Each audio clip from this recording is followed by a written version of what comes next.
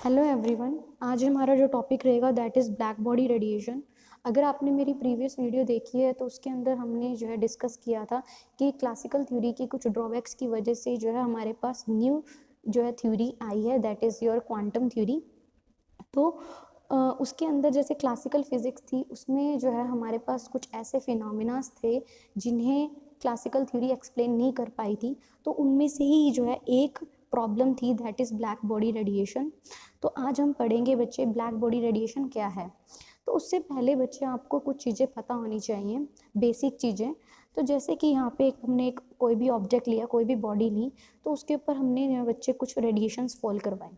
तो जब हमने कुछ रेडिएशंस इसके ऊपर फॉल करवाई तो बच्चे कोई भी ऑब्जेक्ट है जब हम उसके ऊपर रेडिएशंस फॉल करवाएंगे तो या तो वो बच्चे क्या करेगा, कुछ रेडिएशन को ऑब्जर्व कर लेगा, या क्या करेगा, कुछ रेडिएशन को रिफ्लेक्ट कर देगा, या फिर क्या होगा बच्चे कि इस बॉडी के अंदर से जो है रेडिएशंस पास आउट होके ट्रांसमिट हो जाएंगी। तो जैसे कि हमने यहाँ पे मैंने एग्जांपल लिया हुआ है बच्चे लीफ का। तो आपने लीफ का कलर देखा होगा, आपको दिखाई देता है उसका कलर ग्रीन। लेकिन बच्चे आपको पता है कि वाइट लाइट जब लीफ के ऊपर पड़ती है तो उसके अंदर आपको पता है डिफरेंट वेवलेंथ्स होती हैं, विबग्योर में पैटर्न होता है। तो विबग्योर में हर एक की वेवलेंथ क्या होती है बच्चे, अलग अलग होती है। तो हर तरह की वेवलेंथ जो है बच्चे इस लीफ के ऊपर फॉल कर रही थी। पर इसने क्या किया, सभी वेवलेंथ को, सभी में से सिर्फ ग्रीन को छोड़ के बाकी जितनी भी वेवलेंथ थी उसको इनने ऑब्जॉर्व कर लिया और ग्रीन क्या कर दी बच्चे, रिफ्लेक्ट कर दी, जो हमें दिखाई देती है। सिमिलरली बच्चे इसका मतलब कोई भी बॉडी है वो क्या करती है बच्चे, या तो रेडिएशन को ऑब्जॉर्व करेगी, या क्या करेगी बच्चे, रिफ्लेक्ट करेगी, या क्या करेगी बच्चे, ट्रांसमिट करेगी। सिमिलरली अगर हम एक और बात करें कि अगर मैं किसी भी ऑब्जेक्ट को अगर मैं बच्चे हीट अप करूँ तो जो मैंने कहा कि ये जो बॉडी है हर तरह की रेडिएशन को ऑब्जॉर्व करती है। अगर आप इसी बॉडी को बच्चे हीट अप करोगे तो ये हर तरह की वेवलेंथ जो है हमें देगी, हर तरह की वेवलेंथ जो है हमें मिलेंगी। तो ये हर तरह की वेवलेंथ्स को क्या करेगी बच्चे, एमिट करेगी ये बॉडी। तो यहाँ पे बच्चे मैंने यहाँ पे ई लैम्डा वर्सेस लैम्डा का ग्राफ प्लॉट किया हुआ है। तो यहाँ पे ये क्या है, किसी भी टाइम जब मैंने इस बॉडी को हीट किया तो कितनी उसने एनर्जी एमिट की है वर्सेस क्या वेवलेंथ पे उसने जो है एनर्जी जो है एमिट की है। तो जैसे बच्चे आपने देखा यहाँ पे 400 से 800 नैनोमीटर तक तो हमें पता है हमारा विजिबल रीजन होता है। तो इसके बाद वाला, इससे पीछे वाला रीजन हमारा कौन सा होता है बच्चे, यूवी रीजन। और 800 के बाद वाला रीजन क्या होता है बच्चे, हमारा आईआर रीजन होता है। तो जब हम इसको हीट करेंगे तो ये हर तरह की वेवलेंथ देगा। तो मतलब हमें यहाँ पे लैम्डा 1, लैम्डा 2, लैम्डा 3 हर तरह की वेवलेंथ मिलेगी। और जो है हमारे पास इस तरह से जो है हमारे पास एक्सपेरिमेंटल जो है कर्व आती है। तो आप देखोगे यहाँ पे हमें कि यहाँ पे 400 से 800 नैनोमीटर पे हमें जो है मैक्सिमम हमें जो है एमिशन मिल रहा है कि मैक्सिमम रेडिएशन यहाँ पे ही जो है एमिट हो रही है। उसके बाद बच्चे फिर से क्या हो रही है बच्चे, एमिशन जो है वो डिक्रीज हो रहा है फॉर लॉन्ग वेवलेंथ। ज़्यादा मतलब हायर वेवलेंथ जो है वो बहुत कम निकल रही है, ऐसी शॉर्ट वेवलेंथ भी बच्चे बहुत ही कम बॉडी जो है एमिट कर रही है। सिर्फ इस रीज़न में जो है हमें क्या मिल रहा है बच्चे, मैक्सिमम एमिशन मिल रहा है। तो अब हमारा जो मेन टॉपिक है जो हमें करना था that is black body radiation. तो सबसे पहले आपके पास क्वेश्चन यही आता है कि what is black body radiation, यानी सबसे पहले तो हमें यही पता होना चाहिए कि ब्लैक बॉडी ही क्या है।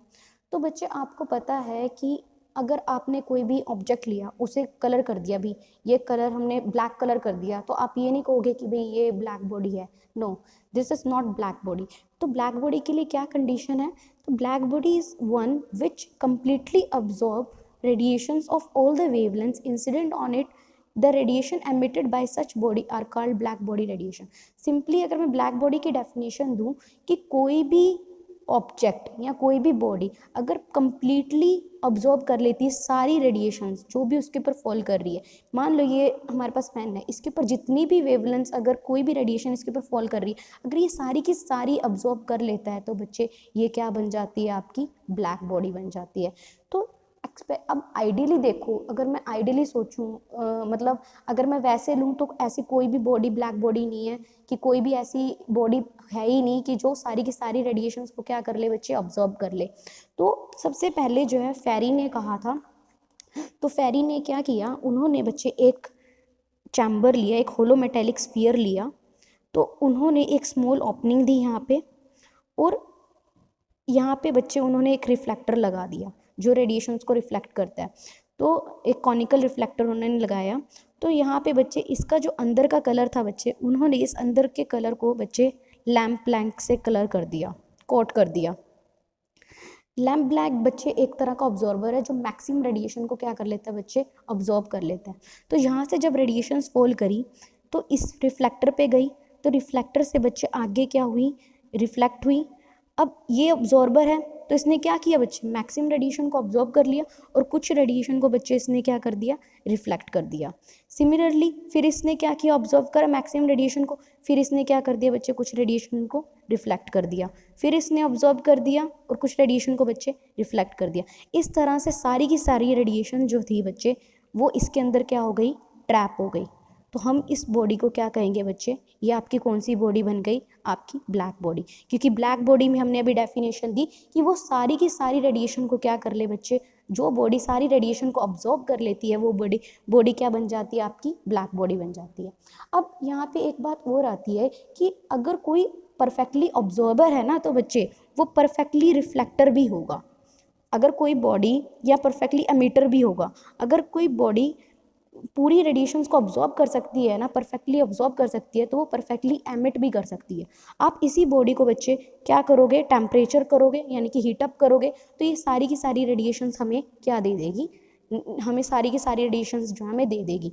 तो ये जो रेडिएशन आपकी आएंगी that is your black body radiation. तो यही हमने लिखा था बच्चे, वो बॉडी जो कम्प्लीटली ऑब्जॉर्व कर ले रेडिएशन जो उसके ऊपर फॉल कर रही है वो आपकी ब्लैक बॉडी होती है। और रेडिएशन जो एमिट कर रही है बॉडी, जब हम इसको हीटअप करेंगे और रेडिएशन जो एमिट कर रही है वो आपकी क्या कहलाएंगी बच्चे, ब्लैक बॉडी रेडिएशंस कहलाएंगी। तो अभी तक आपको यहाँ तक क्लियर हो गया होगा।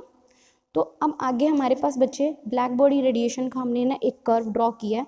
तो ये this is the energy distribution of black body radiation. तो यहाँ पे हमने क्या किया बच्चे, हमने वेवलेंथ और एनर्जी जो एमिट कर रहा है किसी टेम्परेचर मान लो T पे, हमने इसको प्लॉट किया है। जब हमने बॉडी को हीटअप किया किसी टेम्परेचर पे तो उन्होंने कितनी एनर्जी जो है एमिट करी उसका हमने ये बच्चे प्लॉट किया हुआ है। तो यहाँ पे मैंने आपको देखोगे यहाँ से लेके यहाँ तक तो हमें जो है मैक्सिमम इमिशन मिल रहा है, यानी कि बॉडी मैक्सिमम जो है यहाँ इस वेवलेंथ पे जो है रेडिएशन एमिट कर रही है। उसके बाद जो है अगर हम शॉर्ट वेवलेंथ की बात करते हैं तो बहुत ही कम जो है रेडिएशन जो है एमिट हो रही है।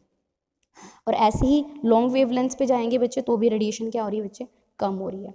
तो यहाँ पे इसको हम समझेंगे कैसे कि किस तरह से कर्व आया होगा। कर्व तो समझ में आ गया हमें कैसे आया, पर इसको और अच्छे से समझते हैं बच्चे थोड़ा एग्जांपल लेके। बच्चे मैंने क्या किया, एक बल्ब लिया और मैंने यहाँ पे बच्चे क्या कर दी, वोल्टेज प्रोवाइड कर रही हूँ। तो यहाँ पे अगर आप देखो जब मैंने बल्ब लिया और मैंने वोल्टेज दी मान लो 20 वोल्ट, ठीक है। तो 20 वोल्ट देने के बाद जो है मैंने देखा कोई भी एमिशन नहीं हुआ, कोई भी मुझे लाइट नज़र नहीं आई, मुझे कोई भी लाइट मुझे नज़र नहीं आई। फिर मैंने क्या किया बच्चे, वोल्टेज बढ़ाई, मैंने मान लो 30 दी वोल्ट। फिर मैंने देखा कि इसके बाद क्या हुआ बच्चे, ये जो था फिलामेंट था उसका कलर थोड़ा सा आना शुरू हुआ, थोड़ा सा रेड आना शुरू हुआ। तो जैसे जैसे मैंने टेम्परेचर बढ़ाती गई, मैं वोल्टेज बढ़ाती गई 50 100, तो मैंने देखा इसका कलर जो है बिल्कुल क्या हो गया, ब्राइट येलो हो गया या ब्राइट ऑरेंज हो गया। आपने ऐसे ही देखते हो आप। तो यानी कि अब आप ये नहीं कहोगे कि 20 वोल्ट पे कोई लाइट नहीं नज़र आई, इसका मतलब एमिशन नहीं हुआ। एमिशन हुआ रेडिएशन का, बट वो हमें दिखाई नहीं दिया। तो अगर मैं कर्व प्लॉट करूँ बच्चे, ये एमिशन है और ये वेवलेंथ, तो 400 से 800 नैनोमीटर हमें पता है हमारी कौन सी होती है बच्चे, विजिबल रेडिएशन। तो पहले कोई हमें नज़र नहीं आई लाइट। यहाँ पे अगर हम जाएंगे तो this is your IR region, और अगर हम 400 से कम की रेडिएशन की बात करते हैं तो आपका बच्चा आता है UV। तो इसका मतलब रेडिएशंस कहाँ रही होंगी, इस रेंज में रही होंगी। फिर हमने जब हमने और वोल्टेज बढ़ाई तो मे भी कुछ हमें नज़र आई रेडिएशन, तो इस तरह से कर्व कैसा आएगा बच्चे, इस तरह से आएगा। ऐसे ही हम टेम्परेचर बढ़ाते जाएंगे, कर्व हमारा कैसा आता जाएगा, शिफ्ट होता जाएगा। तो एक पॉइंट हमें ऐसा आया जहाँ हमें क्या मिल गया बच्चे, पूरा ब्राइट येलो मिल गया, यानी कि पूरा कलर हमें मिल गया। तो यहाँ पे बच्चे एमिशन क्या था, मैक्सिमम था। तो यही हमारे पास कर्व इस तरह से हमने ये बना रखी है, ठीक है। तो यहाँ पे बच्चे एक चीज़ और है, अब इस कर्व की स्टडी करते हैं। ये एक्सपेरिमेंटल कर्व है ब्लैक बॉडी रेडिएशन के केस में। तो यहाँ पे सबसे पहली चीज़ हमारे पास आती है बच्चे कि energy is not uniformly distributed. Of course energy is not uniformly distributed.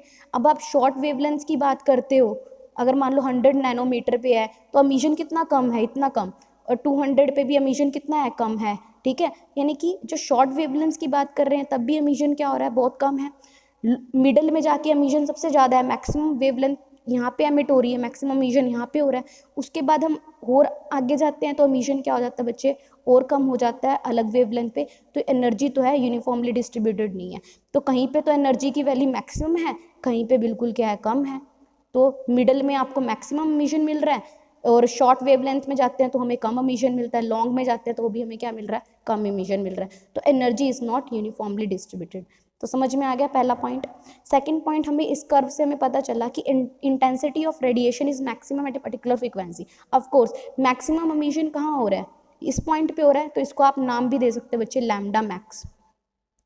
तो इस पॉइंट पे आप इसको क्या कह सकते हो, नाम दे सकते हो लैम्डा मैक्स। तो हमें एक ऐसी रेडिएशन मिलेगी जहाँ पे मैक्सिमम क्या होगा बच्चे, एमिशन होगा। तो ग्रीन लीफ का केस था, उसमें मैक्सिमम एमिशन क्या हुआ होगा, ऑफ कोर्स ग्रीन लाइट, मतलब लीफ का कलर कैसा, ग्रीन होता, तो मैक्सिमम वेवलेंथ कौन सी हमें नजर आई, ग्रीन नजर आई। तो एमिशन किसका हुआ, मैक्सिमम ग्रीन का हुआ। तो सिमिलरली यहाँ पे भी क्या बच्चे, एक पॉइंट पे ही हमें क्या मिलता है, मैक्सिमम एमिशन मिलता है। तो आगे हम पढ़ते हैं। अब बच्चे ये जो कर्व आई ब्लैक बॉडी रेडिएशन की कर्व, कि हमने किसी सब्सटेंस को हीटअप किया, फिर उसमें जो रेडिएशंस निकली हमने उसका स्पेक्ट्रल कर्व हमने ड्रॉ कर दिया। अब बच्चे इसको एक्सप्लेन भी तो करना पड़ेगा थियोरेटिकली, हम इसको कैसे समझ सकते हैं। तो उसको समझने के लिए सबसे पहले साइंटिस्ट आए बच्चे, रेले एंड जीन्स। तो रेले एंड जीन्स ने सबसे पहले हमें बताया कि उन्होंने क्लासिकल कंसेप्ट लगाया। अब क्लासिकली मैंने आपको बताया था, क्लासिकल फिजिक्स क्या कहती है कि जो एनर्जी का एमिशन होता है ना बच्चे, कंटिन्यूस होता है। तो इसने भी यही कहा कि ये ना बॉडी जो है ना, ये बॉडी, ये सारी की सारी रेडिएशन कंटिन्यूसली रेडिएशन एमिट कर रही है।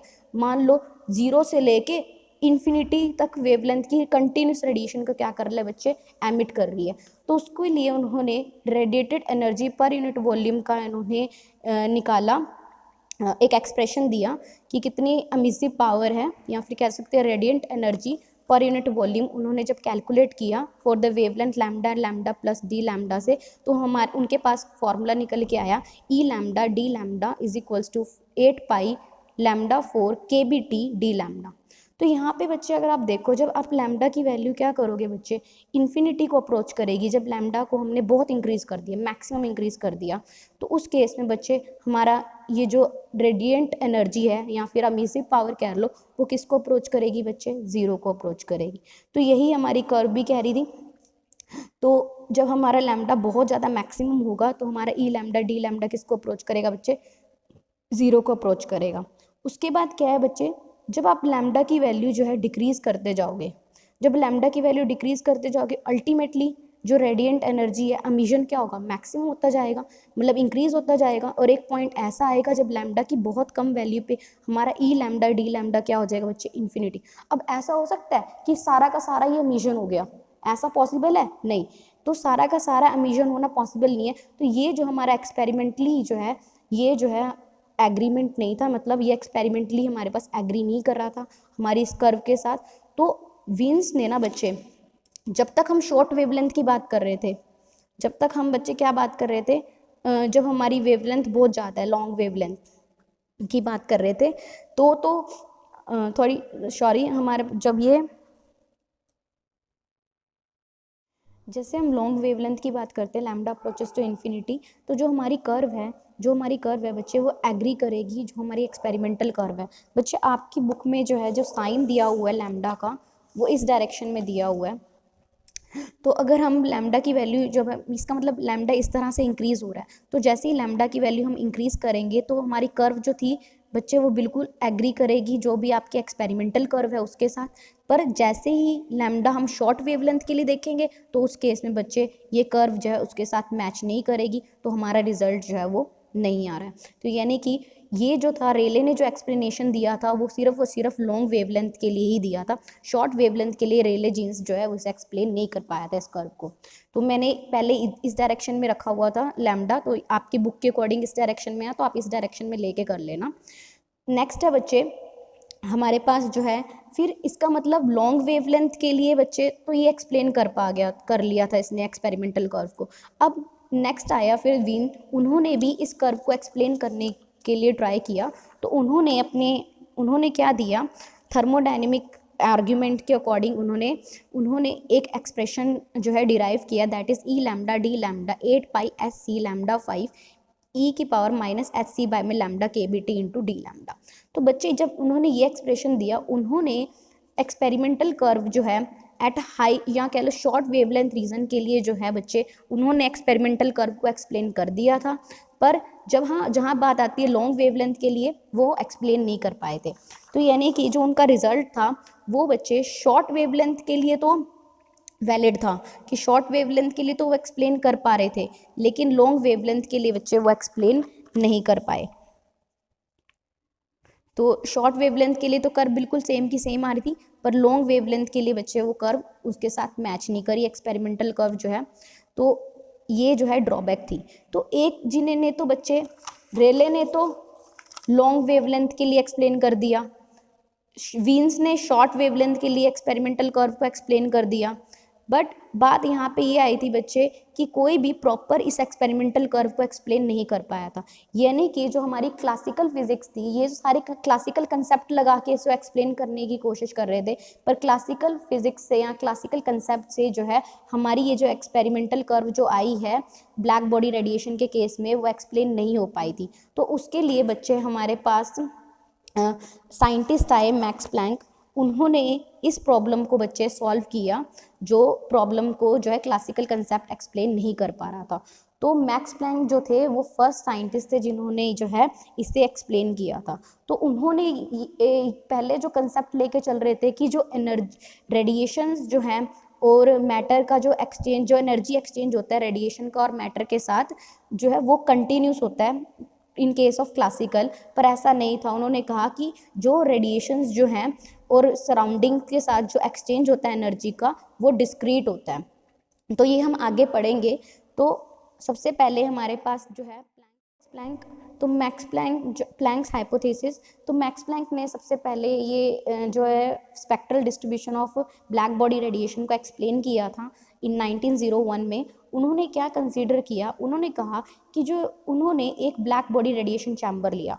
बच्चे आप रेडिएशन को कैसे देखते हो, आपको पता है रेडिएशन क्या है, इज अ वेव। रेडिएशन क्या होती है, in the form of wave आप देखते हो, है ना। बट आपको ये भी पता है कि कोई भी रेडिएशन है उसका ड्वेल नेचर होता है, या तो वेव नेचर होता है या क्या होता है बच्चे पार्टिकल नेचर होता है। तो पार्टिकल को आप कैसे समझोगे, आप इस तरह से कंसीडर करोगे, इस तरह से कि जो वेव्स हैं वो एक्चुअली में क्या है, उनका नेचर कैसा है बच्चे, पार्टिकल नेचर है। तो सिमिलरली इन्होंने इसी कंसेप्ट को, क्योंकि ब्लैक बॉडी रेडिएशन जो है ना ये बताती है कि हमारा वेव का जो है पार्टिकल नेचर भी होता है।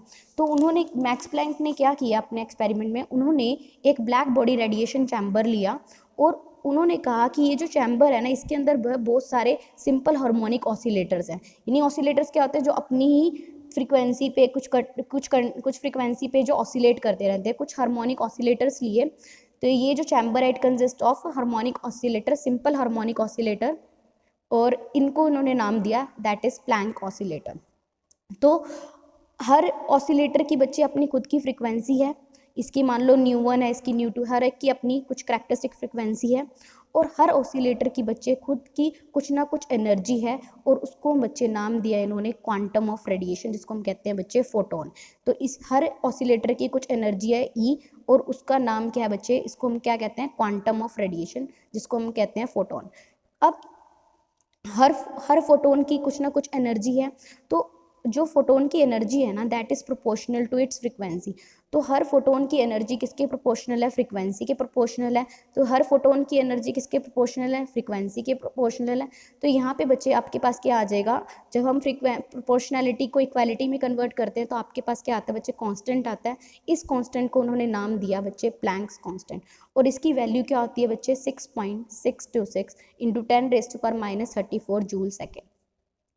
अब ये जो ऑसिलेटर्स हैं बच्चे, ये ऑसिलेटर जो है ना एनर्जी एक्सचेंज तो करते हैं सराउंडिंग के साथ, पर एक डिस्क्रीट अमाउंट में एनर्जी एक्सचेंज करते हैं। यानी कि ये ऑसिलेटर जो होगा ना तो ये एनर्जी एक्सचेंज करेगा बच्चे H⁻₁, ऐसी H⁻²। तो हर एक जो है ऑसिलेटर बच्चे सराउंडिंग के साथ डिस्क्रीट एनर्जी जो एक्सचेंज करता है। सो अवेलेबल एनर्जी स्टेट्स क्या होंगे ऑफ एक्साइटेशन, तो available energy states of excitation क्या होंगे बच्चे आपके पास, E = NH⁻. तो मतलब हर एक ने क्या किया, जैसे कि बच्चे वो क्या कहती है आपके पास, क्लासिकल फिजिक्स क्या कहती है बच्चे कि हर एक की क्या होती है बच्चे, हर एक का जो एनर्जी जो है ना वो क्या होती है बच्चे, कंटिन्यूस होती है। बट इसमें क्या होता है, हर एटम जो है ना, या फिर ये कह लो हर पार्टिकल जो है ना, एनर्जी एक्सचेंज करेगा एच न्यू, और एक्साइट होगा डिस्क्रीट एनर्जी स्टेट्स में। E1 की मान लो एच न्यू 1 होगी, अगली की क्या होगी बच्चे, एच न्यू 2 होगी, अगले की क्या होगी बच्चे, एच न्यू 3 होगी। तो हर एक की क्या होगी बच्चे, अलग अलग जो है, यहाँ पे N1 हो सकता है, N2, N3, तो हर एक की क्या होगी, हर ऑसिलेटर की क्या होगी, डिस्क्रीट एनर्जी स्टेट्स होंगी। तो कितनी हर तो हर एक के लिए कितनी अवेलेबल एनर्जी स्टेट्स हो सकती हैं बच्चे, एक्साइटेशन की, कि कितनी एनर्जी स्टेट में वो एक्साइट कर सकता है बच्चे, E is equal to n h nu, n की value 0, 1, 2, 3 up to so on. So इसी हाइपोथेसिस का यूज़ करके इन्होंने जो है बच्चे एक एक्सप्रेशन डिराइव किया, that is E lambda D lambda is equal to 8 pi H C by में लैम्डा 5, 1 बाय में E की पावर एच सी बाय में lambda K B T minus 1 D lambda. तो बच्चे इससे जो है ये जो हमारे पास फॉर्मूला आया था ना बच्चे, इसको कहते हैं बच्चे Planck's radiation law in terms of wavelength at a temperature T। बच्चे ये जो फॉर्मूला से हम लोग विंस भी निकाल सकते हैं, विंस का जो है फॉर्मूला भी डिड्यूस कर सकते हैं, रेले का फॉर्मूला भी डिड्यूस कर सकते हैं। और ये जो फॉर्मूला है बच्चे, ये जो एक्सपेरिमेंटल कर्व की हर वेवलेंथ को एक्सप्लेन करता है, चाहे वो शॉर्ट वेवलेंथ हो चाहे वो लॉन्ग वेवलेंथ हो। तो यही आपका था टॉपिक। तो यहाँ तक हमने पढ़ा कि जो प्लैंक क्वांटम थ्योरी थी उसने जो है हर तरह ब्लैक बॉडी रेडिएशन की एक्सप्लेन कर दी थी कर्व अच्छे से, जो क्लासिकल थ्योरी नहीं कर पाई थी। और एक चीज़ इसमें इंपॉर्टेंट है कि ये थ्योरी क्या कहती है, radiations are emitted and absorb not continuously but in discrete unit. यही कि रेडिएशन जो कहते थे ना, रेडिएशन जो है वो कंटिन्यूसली एमिट होती हैं या कंटिन्यूसली कोई भी एटम जो है अब्जॉर्ब करता है रेडिएशन, ऐसा नहीं होता बच्चे। एक टाइम पे सिर्फ एक ही एनर्जी अब्जॉर्ब करता है। मान लो ये एटम है, तो ये एक टाइम पे बच्चे एक ही फोटोन को ऑब्जर्व करेगा, एक टाइम पे बच्चे एक ही फोटोन की एनर्जी वो ऑब्जर्व करेगा, जिसको बच्चे हम क्या कहते हैं, क्वांटम कहते हैं और कहते हैं फोटोन। ठीक है, तो ये प्लैंक हाइपोथेसिस ने जो है स्पेक्ट्रल, ये जो ऑब्जर्व स्पेक्ट्रम जो हमारे पास आया था ब्लैक बॉडी का, उसे अच्छे से एक्सप्लेन कर दिया था।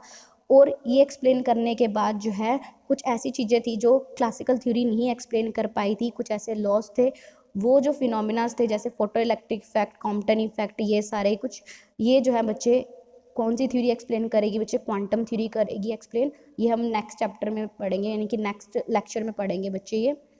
तो यहाँ तक अगर आपको समझ में आया हो तो Planck hypothesis, quantum theory basically जो है किसने फर्स्ट आइडिया दिया था बच्चे, क्वांटम का फर्स्ट आइडिया किसने दिया था बच्चे, मैक्स प्लैंक ने दिया था।